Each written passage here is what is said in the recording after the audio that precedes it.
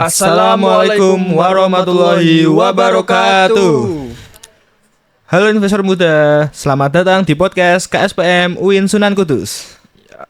Apa kabar nih kalian semua? Semoga sehat selalu dan semangat untuk terus belajar di dunia keuangan.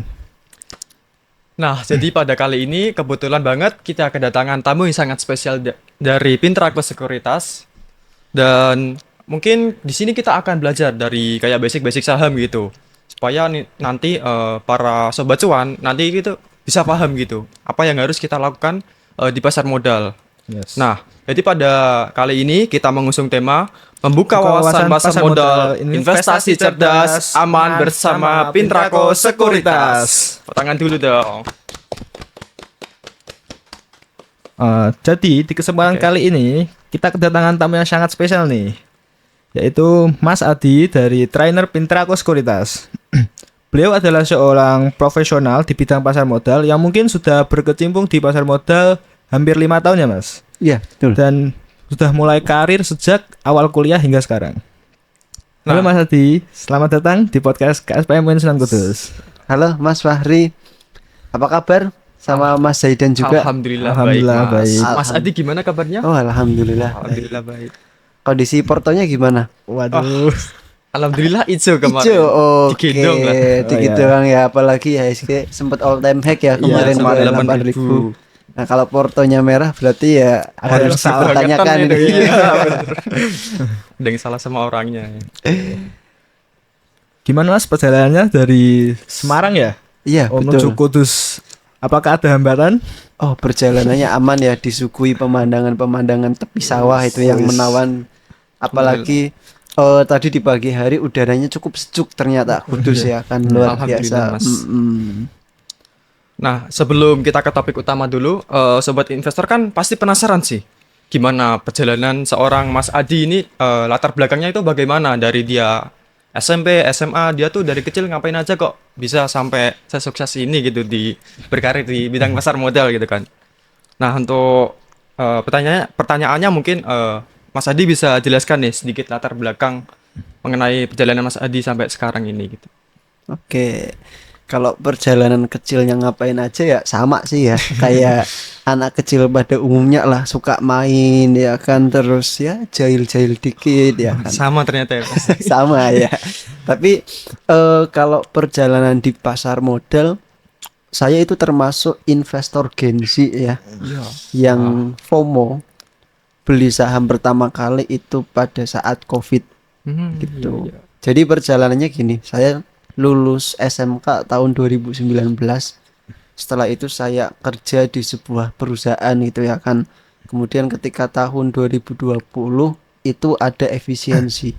Kena PHK lah istilahnya gitu. Iya. Nah, kemudian di tahun 2020 juga saya memutuskan untuk kuliah.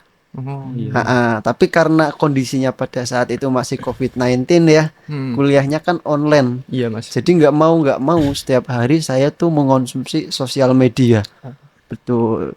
Kemudian dari salah satu akun sosial media saya itu sering banget muncul akun-akun ya atau konten-konten seputar pasar modal, seputar investasi sama saham gitu. Namanya anak Gen-Z ya, masih darah muda itu penasaran apa sih banget, itu Mas. saham gitu ya kan. Iya. Kalau tak lihat-lihat di konten itu tuh, beli saham sekarang 2 bulan atau 1 tahun kemudian itu cuannya bisa ratusan persen itu ya kan. Nah itu kan pertanyaan dah, kok bisa ya itu bisa cuan dari ratusan persen ya kan dalam hitungan waktu beberapa bulan aja, ngalahin ketika kita berbisnis. Atau kalau orang desa itu biasanya kan bertani gitu ya kan. Kalau orang desa menanam padi atau jagung itu mungkin 3-6 bulan tapi cuannya nggak sampai 100%. Tapi Mas, kalau benar. di saham tuh bisa. Akhirnya saya tambah kepo, tambah penasaran ya kan. Terus disitulah suatu hari saya buka rekening efek. Kemudian setelah buka rekening efek, saya pakai sebagian tabungan saya yang sudah saya kumpulkan ya sejak SMK itu untuk beli sebuah emiten, beli saham sebuah emiten. Gitu, ceritanya gitu. Nah, kemudian beberapa tahun kemudian itu tahun 2022 mulai masuk kuliah, ternyata di perkuliahan itu ada yang namanya organisasi atau UKM, KSPM. Kalau di saya itu KSPMS yang versi syariah. Oh iya. Nah, kemudian karena linear sama jurusan saya ekonomi syariah, kemudian saya juga udah menjadi investor ya. Terus ada UKM, saya mengikutilah UKM tersebut, komunitas lah ya kan. Saya jadi anggota, kemudian tahun berikutnya jadi pengurus, bahkan di puncak KSPM saya itu alhamdulillah pernah diamanahi sebagai ketua. Wow, hebat ya Mas. Ya, Mantap sekali. diamanahi sebagai ketua dan ya beberapa kali juga dapatlah prestasi dari KSPM-nya itu tersendiri ya. Kemudian setelah saya lulus kuliah, karena memang background saya itu selama perkuliahan full pasar modal semua, akhirnya saya memutuskan untuk berkarir di bidang pasar modal juga. Nah, kurang lebih gitulah perjalanan singkatnya. Wah. Sebenarnya menarik ya Mas kalau kita ngomongin tentang influencer di sosial media ya Mas. Iya. Wah. Oh, itu mungkin sangat berbahaya. Apalagi untuk Gen Z yang sangat FOMO gitu. FOMO gitu Gampang ya, Mas. FOMO-an Iya, gitu, Mas. betul. kalau misal nggak diimbangi dengan ilmu dan pengetahuan itu juga sangat bahaya. Iya, Takutnya itu kayak kena pom-pom gitu loh Mas. Nah, Iya, sering benar. sekali itu Mas Oh, biasanya. banyak. Bahkan teman saya itu ada ya, itu mungkin ada beberapa influencer yang dia ikuti dan ternyata tuh setelah dia beli saham, harga sahamnya malah turun. Anjlok. Waduh. Anjlok ya. Setelah ditelusuri memang si influencer tersebut itu memang katanya suka sering pom-pom ya kan, sering guyur gitu kalau rekomendasi suatu saham. Iya, iya. Kemudian orang beli, dianya malah jualan. Cuci piring Iya. lah istilahnya. Gitu. Jangan cuci piring ya Mas. Akhirnya teman saya walah rugi gede di situ. Nah, bahkan sampai ada salah satu teman saya juga yang kapok di saham. Akhirnya dia pindah ke instrumen investasi yang lain, yaitu ke Waduh. obligasi. Oke. Dengan alasan katanya kalau obligasi itu sudah dijamin sama undang-undang, sama pemerintah. Lebih aman ya Gitu, Mas. lebih aman. Yes. Lebih resikonya lebih rendah lah, cenderung lebih moderate gitu daripada saham. Nah, untuk Mas Adi tersendiri, mungkin ada saran nih bagi Sobat Cuan.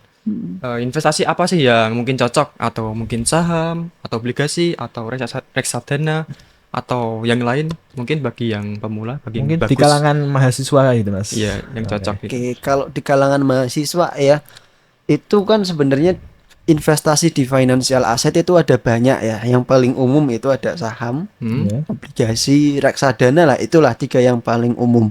Jadi kalau mahasiswa mau berinvestasi itu kita tentukan dulu profil risiko kita.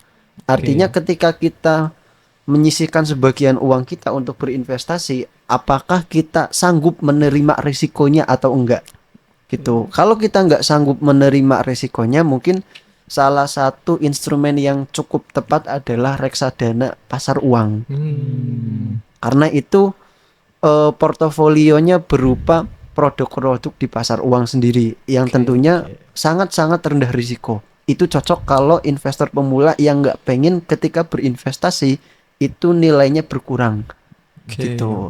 Beda lagi kalau misal ada mahasiswa yang investasi tapi dia mampu menerima sedikit ya fluktuasi penurunan atau sedikit resiko, itu bisa dimasukkanlah ke reksadana pendapatan tetap atau obligasi.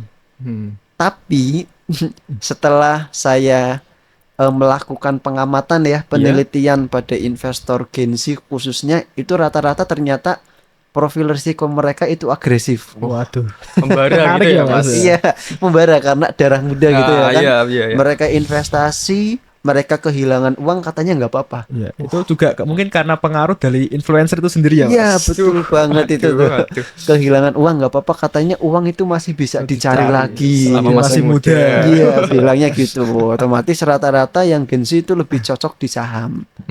Ya. Tapi kan kendalanya bagi seorang mahasiswa ya, Gen Z itu biasanya terkendala di modal yang minim ya. Nah kalau modal yang minim mungkin beberapa saham yang harganya mahal, saham-saham blue chip mungkin kurang cocok bagi mereka. Jadi mereka yang mau nggak mau beli saham-saham yang mungkin dalam tanda kutip second liner atau third liner atau bahkan mungkin gorengan Yang gitu lebih ya. resiko ya Mas. Iya. Itu buat mereka kapok gitu ya. Iya. Tapi let's say kalau lebih cocok buat mahasiswa sih saham sih kalau menurut saya gitu. Ngomong-ngomong soal saham nih Mas, kan masih banyak nih orang yang mungkin takut dan belum tahu apa sih itu saham Mas gitu loh. Dan masih ada banyak yang mungkin trust issue gitu Mas.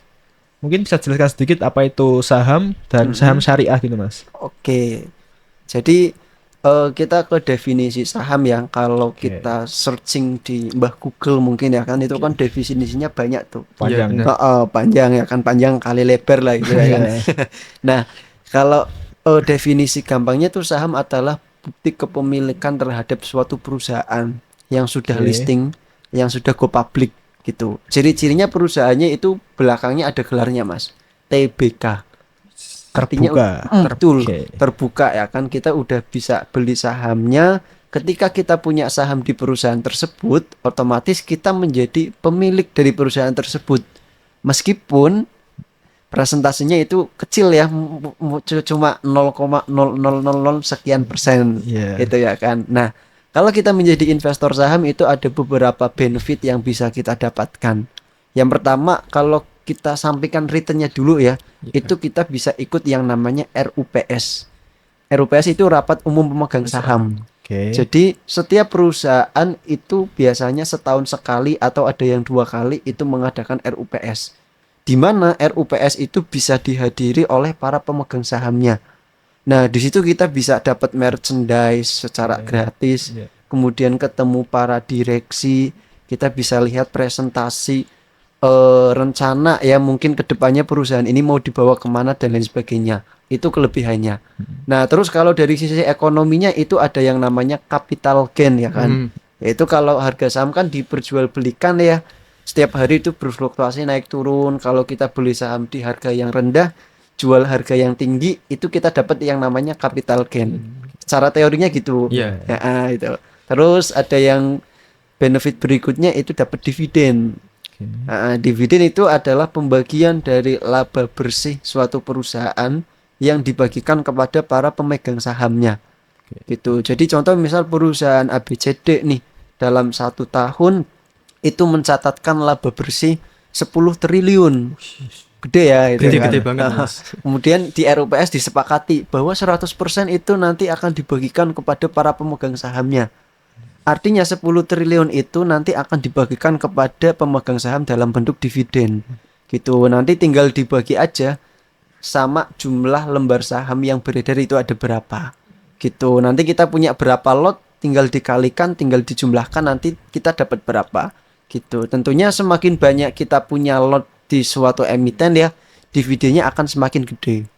Gitu. Tapi ada risikonya juga nih kalau di saham ya. Karena tadi harga saham bergerak naik turun, itu ada potensi penurunan harga. Gitu, ada potensi penurunan harga dalam jangka pendek, itu namanya capital loss ya. Terus ada yang namanya risiko likuidasi. Artinya kita bisa beli saham tapi kita nggak bisa jual. Karena saham tersebut itu sepi gitu loh, nggak ada yang transaksi. Gitu, itu beberapa risikonya yang perlu kita ketahui. Terus tadi terkait syariah ya. Iya, saham syariah. Saham syariah, apalagi kita kan sebagai negara yang mayoritas masyarakat muslim gitu Iya, ya kan, pasti banyak yang tanya, ini syariah enggak, ini riba enggak gitu ya Iya, kan. Benar, Nah, Mas, benar. di pasar modal Indonesia itu udah lengkap banget Mas, mulai dari infrastruktur, mulai dari regulasi ya dan lain sebagainya ya tentang pasar modal syariah. Kalau misal ada peraturan-peraturan itu ada dari DSN MUI, dari POJK juga ada ya. Itu tentang prinsip-prinsip dan mekanisme transaksi di saham-saham syariah. Gitu. Kemudian di Indonesia juga ada lagi, yaitu adalah kayak kriteria saham-saham syariah itu seperti apa. Yang pertama dari segi bisnisnya.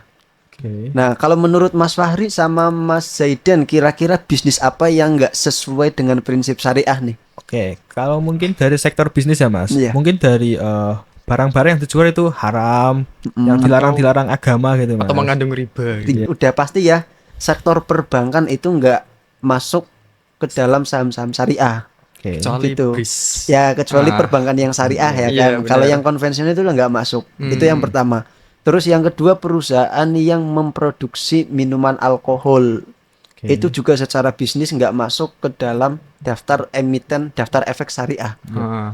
Terus yang ketiga, kalau di Kudus kan kota kretek ya. Iya, benar. Banyak yang memproduksi rokok nih. Yes. Nah, itu rokok juga secara bisnis itu nggak diperbolehkan. Jadi saham-saham yang secara bisnis punya bisnis rokok itu ya bisnis utamanya itu nggak masuk daftar efek syariah. Oke. Gitu. Ini screening yang pertama nih dari segi bisnisnya. Iya. Terus screening yang kedua masuk ke financial assetnya, yaitu jumlah utang berbasis ribanya itu nggak boleh lebih dari 45%.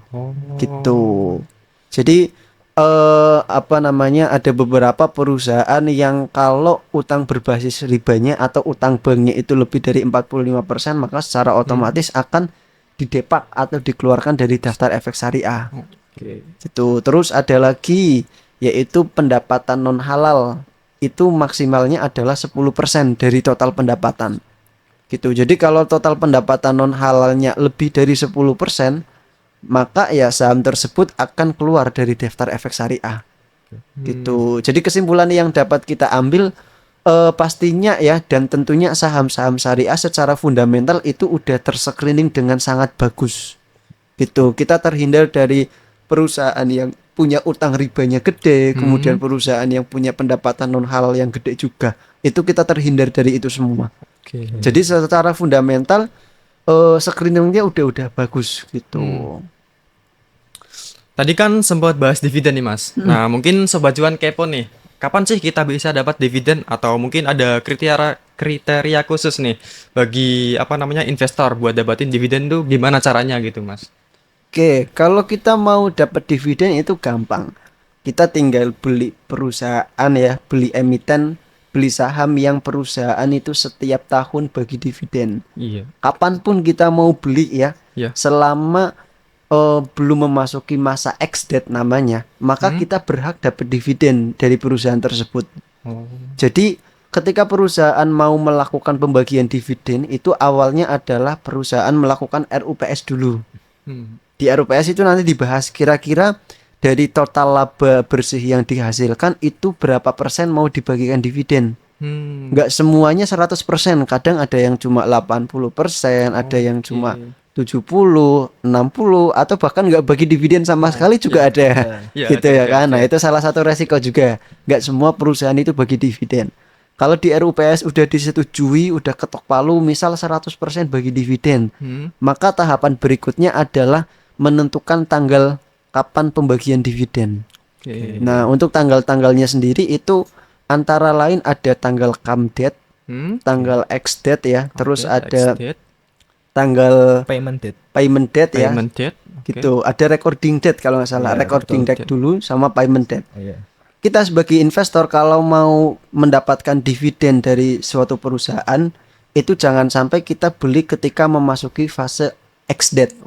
Gitu. Jadi kalau bisa misal ex-date nih besok tanggal 20 ya, kita beli tanggal 19 itu masih berhak.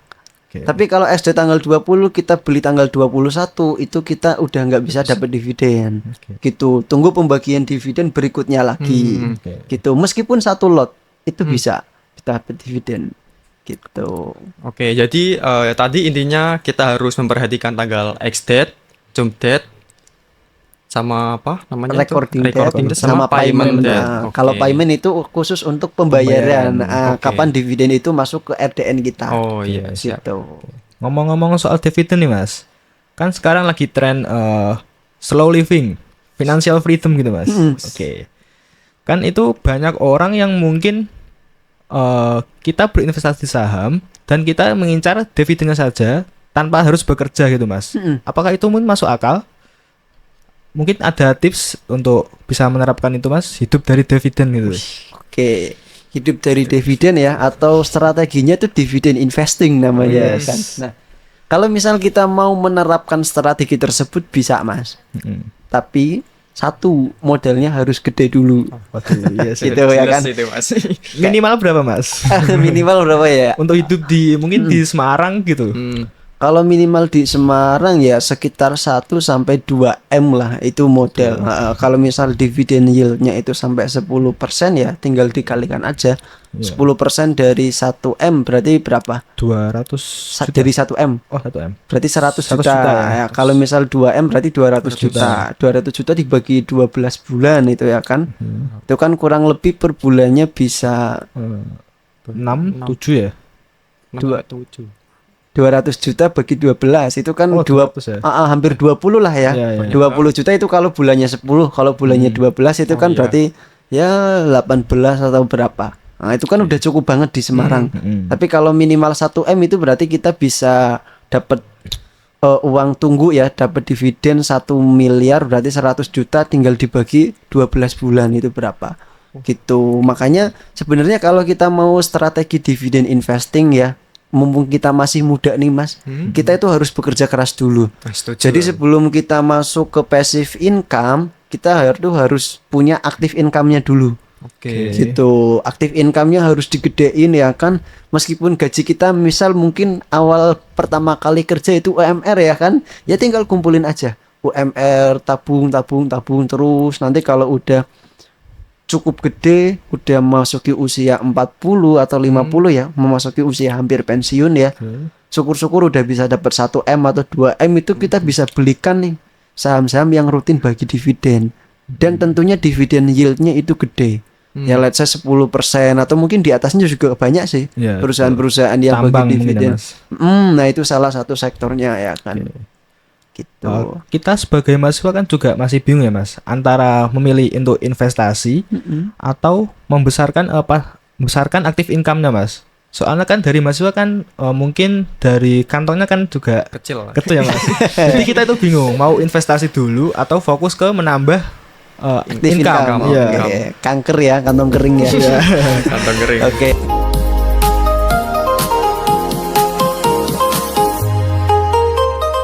Kantong kering ya. Kantong kering. Oke.